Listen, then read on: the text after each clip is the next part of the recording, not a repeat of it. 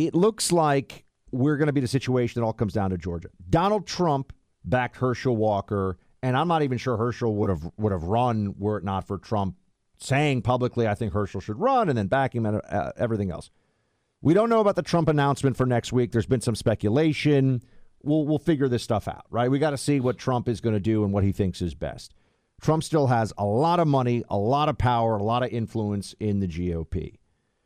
I think that this runoff is an opportunity for Donald Trump to show everybody that it is GOP and therefore country first in this situation, and that he can just show us that it's going to be all about making sure Herschel gets across that finish line.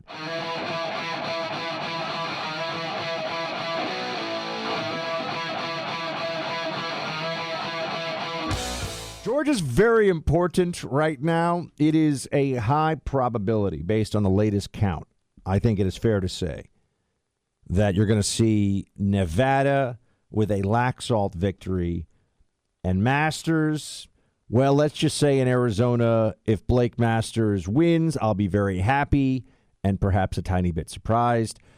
So it is likely that we're going to see Senate control decided again by the state of Georgia. And to my earlier point, I was getting a little fired up about it because I do think there's been some political malpractice, certainly by the state GOP in Pennsylvania. Georgia, I think, has a better look. I'm just going to say it. Look what Kemp did. Okay, Georgia's state GOP seems to know what's going on, seems to be pretty together. Now, if some of you live in that state and you feel differently, by all means, let me know. I mean, I'm not there day in and day out. But Clay, what we got to figure out is what happens now. What has to be done in order to make sure that Herschel Walker defeats Rafael Warnock? To give everyone a sense of the last time around this happened, it's going to be a runoff that will be decided by December 6th, or rather, that's when the runoff is, on December 6th. And it is almost a certainty that the runoff is occurring. I mean, it basically is happening. Clay, we like to play this fun game. How much money was spent on the special election the last time around between Warnock and his Republican opponent, Kelly Loeffler? How much money was spent in that runoff? There were two, so I bet it's kind of hard to even figure up, because I'm sure there was also some generalized Democrat and Republican arguments for both sides in that situation. I would bet that they spent $200 million on that race. It is a solid guess, and you're certainly in the ballpark. $363 million, which is a monumental sum of money. But people understand, look, the federal government and the the upper chamber, so to speak, of the legislature of the most powerful country in the world, still, despite what the left is doing to us.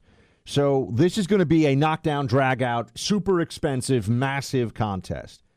And now here's what I think is interesting about a lot of things, obviously. But one thing, Clay, I wanted to workshop this one with you. Just you, me, and, millions of our closest friends across the country. It looks like we're going to be in a situation that all comes down to Georgia. Donald Trump backed Herschel Walker, and I'm not even sure Herschel would have run were it not for Trump saying publicly, I think Herschel should run, and then backing him and everything else. We don't know about the Trump announcement for next week. There's been some speculation. We'll figure this stuff out, right? We got to see what Trump is going to do and what he thinks is best. Trump still has a lot of money, a lot of power, a lot of influence in the GOP. I think that this runoff is an opportunity for Donald Trump to show everybody that it is GOP and therefore country first in this situation, and that he can just show us that it's going to be all about making sure Herschel gets across that finish line. There are people who are suggesting that Trump should stay somewhat out of it, obviously give money, but stay out of it publicly and really allow the Kemp, Georgia state apparatus to do a lot of the heavy lifting for the GOP. What do you think? I think Trump should 100% not announce next week. And I think he should say, I'm staying out of any political moves until all of the midterm races are complete. That includes Herschel Walker, who I believe is a great candidate and should represent Georgia. I think Trump should donate millions of dollars, help raise those funds, because as you just said, the amount of money that it's going to cost, especially if Senate control is at issue, like it was in 2020, is going to be seismic. Here's the other thing I think. Brian Kemp did not throw his weight behind Herschel Walker. He didn't. Now, you can argue that's because he didn't want to turn the governor's race in Georgia into any kind of referendum on the Senate, everything else. I don't think Brian Kemp and Herschel Walker have some awful relationship and don't get along. I don't think it's of a personal nature. Now that he has won by 8 points, I think Brian Kemp owes it to the Republican Party to go all in on Herschel, and Herschel beating the Reverend Rafael Warnock now. I understand he wants to focus on Stacey Abrams. He wanted to win his race. He's done it now. He did it. There was a lot of ticket splitters, more than I thought there were going to be.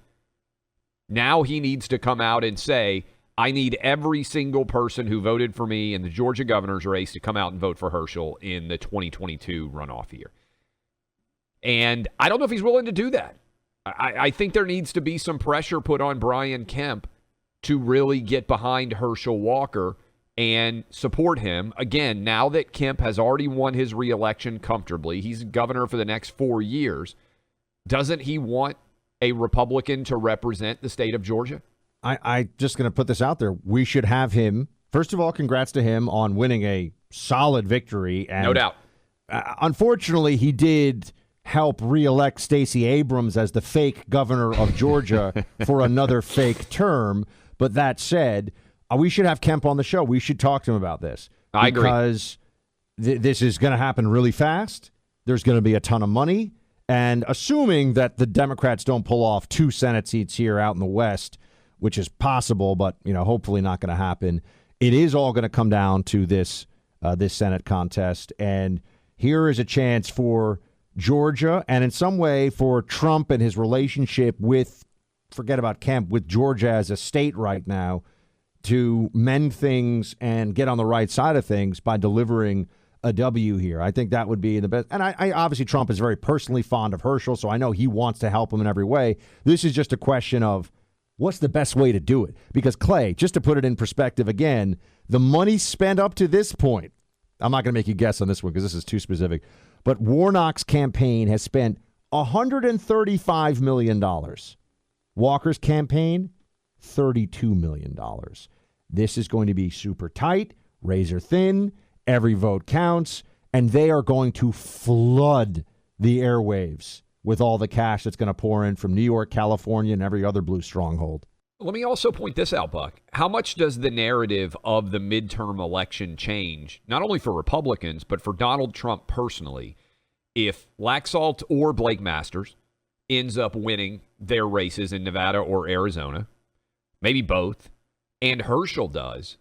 That's a big difference, right? The sting of the Oz loss to Fetterman, if Republicans still end up winning the Senate, and if they do it, partly on the back of Donald Trump-supported Senate candidates, even if Trump is not being a selfless, hey, I care about party more than self person, even if he just cares about his own standing in the Republican Party right now, a Republican House and a Republican Senate flipping, it's hard to argue that that's not a red wave, right? Maybe a low red wave. But when you flip 2 houses of Congress in an election, I don't have it in front of me historically right now, Buck, but that doesn't happen very often, right? Where you're able to flip both the House and the Senate in the same election. Now, these were uniquely tight races. It's not like that there was much division after 20. Yeah, I mean, those are the 2 biggest wins that you can get, right? I mean, if this was the Olympics or something in gymnastics, it's like the all-around medal, right, that the team can get. I mean, if you get the House and the Senate under GOP control, those are the 2 biggest W's that we need. Looking good on the House side. And so then really you're just talking about a painful Pennsylvania loss, which is in the books now, unfortunately. And I talked about, and that's more than anyone who says, oh, that's just Oz or that's just Trump or that's just, does not know the terrain of the political battlefield in Pennsylvania. And what really 2020, the Democrats, we were asleep at the wheel. I don't know what to say. They did a lot of things.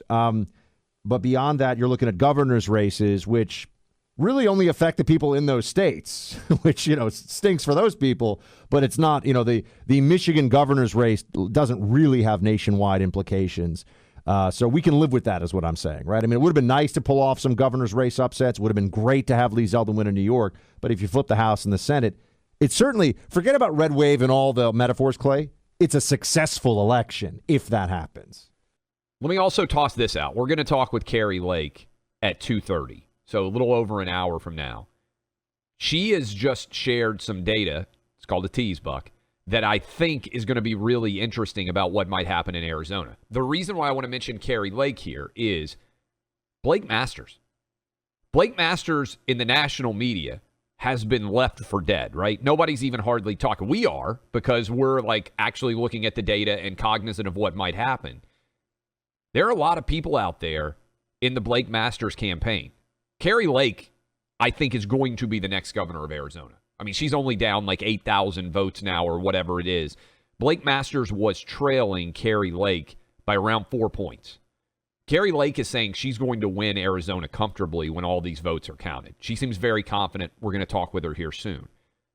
But man, think about how much different this narrative changes if either Laxalt or Blake Masters, or both of them. And let me just say this. We reached out to get Adam Laxalt on to see if he wanted to come on. Candidates respond differently when they're in the war room watching these numbers come in. Laxalt is not doing any interviews right now with anyone. We got an open invite out to him if he decides that he wants to come on. We reached out to Kari Lake. We probably should reach out to Blake Masters as well to see if he wants to come on and tell us how he sees these numbers breaking potentially in his favor if they believe they're going to win this race. But my point on this is the narrative can change pretty quick. We knew Nevada, Arizona, and Georgia were going to be super tight and super difficult races to flip. All three of them right now still in that winnable prism. So far, the only race that's flipped in the Senate is that imbecile John Fetterman who got in. But things could change still a lot. We just talked about it. Lauren Boebert just took the lead. Look at how she was given up for dead. Now, maybe she won't end up winning, but she's got around a 400-vote lead now, and almost all those votes are in. It's going to be in the tiny, tiny little margin. That's where I think we're going to end up in Nevada with the Senate. That's where I think we're going to end up in Arizona and with Herschel. And so this thing can still change quite a lot, Buck.